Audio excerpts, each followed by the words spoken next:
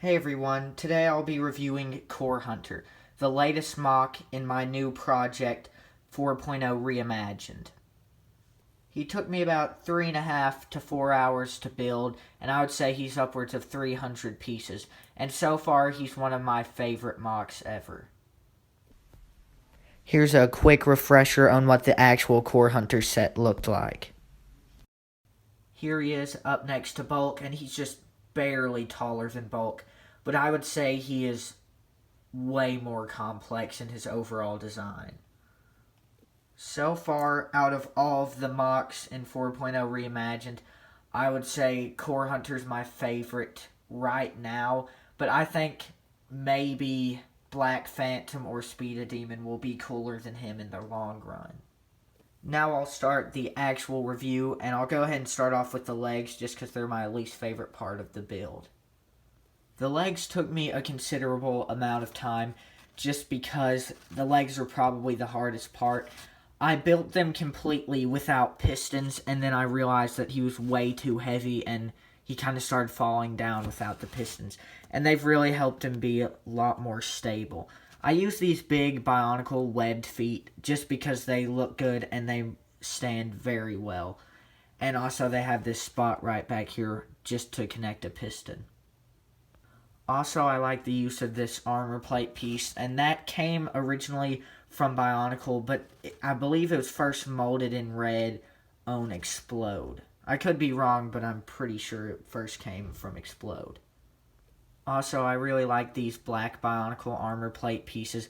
I used 7 in this build, which I don't have a ton of them, so that's unfortunate. I really use those sparingly, and I try to find other ways to make it look cool without having to use those pieces just because they are very important, and I don't have that many. But I just went all out and used 7 on Core Hunter just because they look pretty good. I really like the overall design of the leg.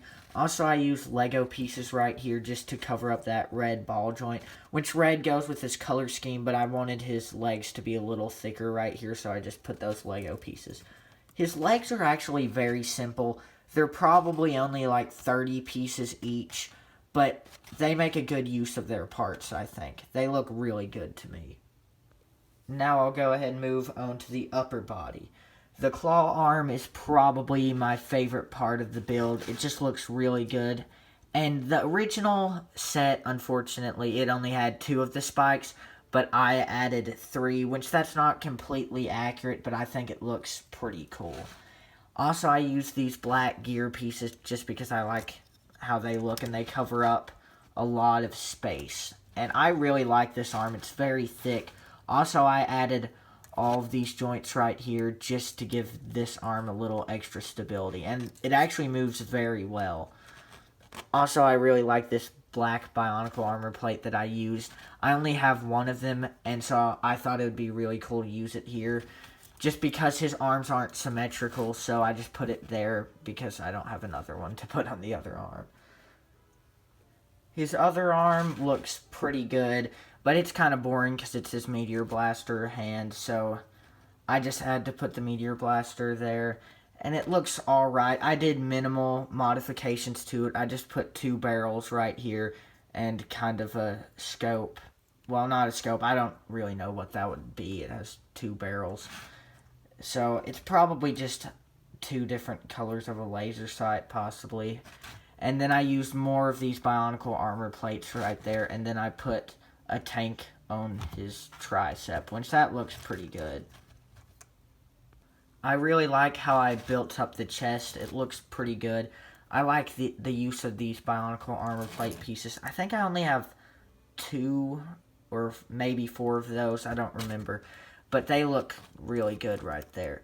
It was kind of hard to get that exact curve to where it would stay in place, but I used a lot of weird techniques. Like I ran that wire through to secure it even more. I really like this Bionicle Technic piece. I put 1 on either side, and I think that looks really good. As you've probably already noticed, he does not have the same red spikes as the actual Core Hunter set had, which that's unfortunate, but I just couldn't really work in a way to put the red spikes on his shoulders that looked cool. Now I'll move on to the back, which it's pretty uninteresting. I just put the ends of wires right here just because I needed a place for them, so I just put them around back where they wouldn't really be seen. I put this tank right here, which I thought was pretty good, or it's more of a dome, but I see it as the end of a tank. And his back is really just kind of plain, which that's alright since it won't be seen that much. Really, the optimal way to view him is just from the front, which I think that's definitely his best look. Here he is, back with bulk. I just really like both of these MOCs, and I can't wait to make more 4.0 reimagined MOCs, and I hope you'll tune in for some other reviews.